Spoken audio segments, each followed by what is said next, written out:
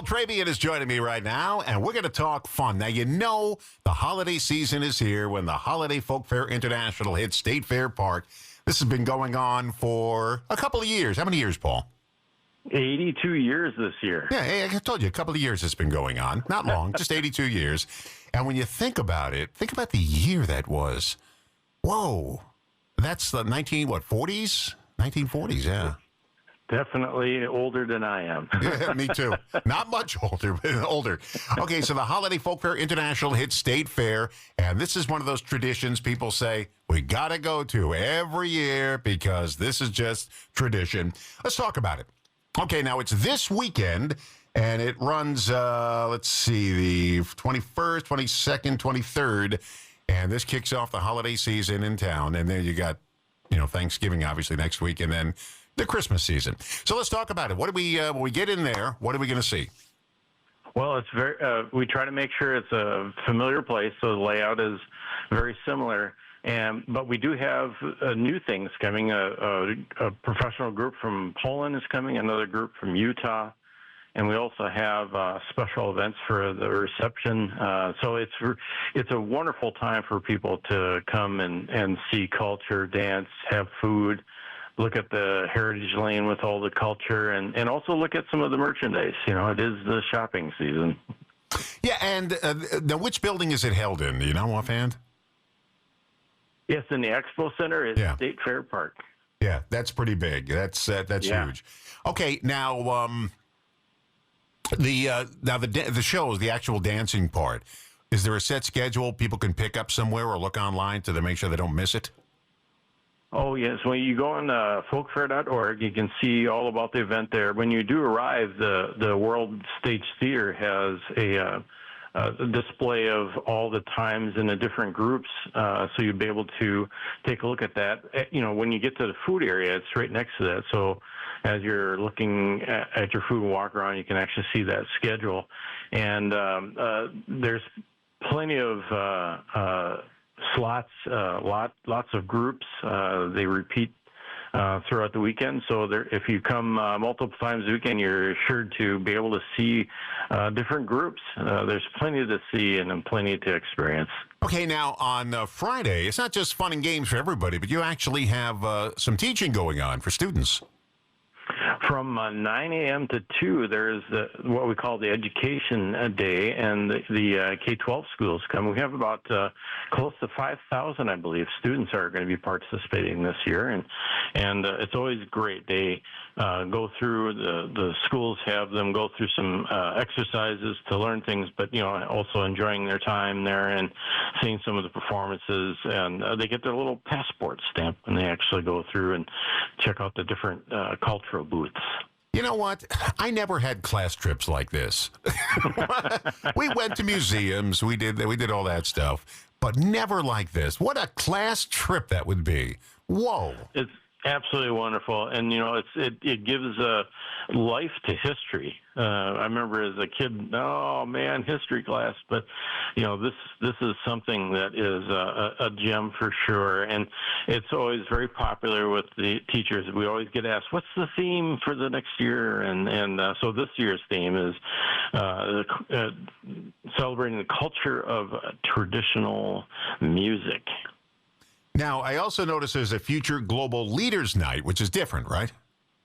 Yes, this is where we have the high school students are going to be able to come, and so it's not like we haven't done something like it before, but we're definitely doing things deliberate and bringing new context to how we do things, and so it's little subtle changes, which I think is great when you come year after year to look for the subtle changes, and of course cultures actually evolve and grow, and along with that, we should be growing as well. So it's a great place to discover yourself and discover others. Now, I noticed the Wisconsin Scholastic Chess Federation conducting a tournament on November 22nd with individual trophies being given out. Do you play chess? Oh, when I was really young, I don't play chess now, and those chess players are really good, the young players. Yeah. And that's a very popular thing, and I love to see them compete. And then, of course, when the competition's over and the awards are handed out, it's always a sense of accomplishment and excitement. Proud parents. It's wonderful to see people enjoying themselves and at the same time being able to fellowship and afterwards go get some more brain food, Well, and I play chess, but I'm not one of those chess players that say, I'm going to use the Bobby Fischer move from 1967 where he won against Boris Spassky. This is the famous. I can't do that. I just keep moving along until hopefully I win. I generally play people who are not smarter than me. But I still manage to lose. I don't know how that happens. But it's fun playing chess. Yeah. Okay. Now, also, Senior Day. By the way, you can still register to be part of that chess tournament, right? I believe so. So I would definitely go out to folkfair.org and see all the different things that are going on, and you can check out the various costs of things. You can buy tickets ahead of time, and you can also get them at the door. And so it's a great website to find past presentations as well, and then we also have other social media outlets that display holiday folk fair. And we have Senior Day coming up. Boy, that age limit is really low for Senior Day, 62 and over. How did I get above that? I thought it would be like Senior Day, 90 and above. But no, it's not. Yeah. I love it when I get asked, you're a senior, right? And I went, yes, I guess so. But you know what? When I go to the movies, I pull into that senior parking spot. And I dare anybody to tell me, because I don't have any gray hair. And people always say, well, you're not over 60 years. You know what? I'm parking here. If you want to take me to court or lay out $20 on the roof of my car, I'll prove it to you. But yeah, I'm a senior. Okay, so Senior Day is coming up, and what's good for seniors? Well, with the seniors, I really like that it's all one level for everybody, and then also the prices. I also think that what is really neat is the value that the cultures place on the seniors. And you can go in there and take a look in Heritage Lane. You can see all the different age groups represented there. So it's a great place for us to find our spot in our own culture, in our own heritage, no matter what age you are. And I find that I learn something new about myself, especially when I learn something about others. And as seniors, that's what we do. We continue to learn. Now, if you want to look at Polish dancers, you can look at the old European dancers. There's always a folk dance. Do we have any here in this country? Square dancing, maybe? I don't know. What do we have in America that's kind of folksy dancing? Would it be square dancing? I don't know. What do you think? When I was young in northern Wisconsin, we had Sawdust City Days where they did have some square dancing, but it was polka dancing. More of local folk group. But most of the cultures were German and also other European cultures as well that were settling here. And what I really enjoy is that all of those cultures have preserved themselves, and we have really good professional groups within our own state that come and show off their traditional dress, their traditional music. It is very much part of Wisconsin, all these different cultures that we have. I was staying with my grandmother. We're talking about Brooklyn, New York. I was staying with my grandmother, and one day she said, my grandfather and her were going to go out square dancing. I said, square dancing? Where do you square dance in Brooklyn? Sheepshead Bay, there's a square dancing club we belong to. And she got into this big square dancing dress, and my grandfather got the bowler tie with all the... he looked like he was out of the old way. I was shocked to see my grandparents like this. I said, whoa! And they were square dancing, and who knew that went on in Brooklyn? I guess it goes everywhere. It's amazing. Yeah, hold on. And of course, Go ahead. What were you going to say? And of course, I have my own tradition too, being Native Alaskan, and there aren't that many of us in the state here, but there are some. And this year, my daughter is having a cultural booth as well, and she actually speaks the language better than I do now. So Look at you, Native Alaskan. Whoa. I think you're the first I'll Native have my traditional dress on as well, and during the formal ceremonies, I'll have my traditional blanket. And so I just absolutely love the opportunity to do what my mother said, and that is make sure you let everybody know that we're still here. So I'm fulfilling my mother's wishes. Look at you. Sure. What a good son. Talking to Paul Trebian, and we're talking about the Holiday Folk Fair International, the 82nd Annual Holiday Folk Fair International, this weekend at State Fair Park. And Paul, I guess on Sunday, there's an interdenominational religious service on the grounds, right? Correct. Yes, we have a service where we can think and meditate on everything that's going on around us, and I find it a very peaceful time. Sometimes I actually participated in myself and provide some music or some words. Thoughtful words that align with our some of our religious practices. So there seems to be an event for everybody. Of course, I like to circle back and think about the main event, and that is being able to come and see the song and dance and have dessert. Yeah. And the International Institute of Wisconsin is represented at the Holiday Folk Fair this year, celebrating the cultural heritage of people living right here in southeast Wisconsin. It's awesome to be all together, especially in these times where we have the opportunity to learn about each other, discover our similarities, and discover our differences, and celebrate all of that because we're stronger together than apart. So it's a great time to get together. That's good. We are stronger together than apart.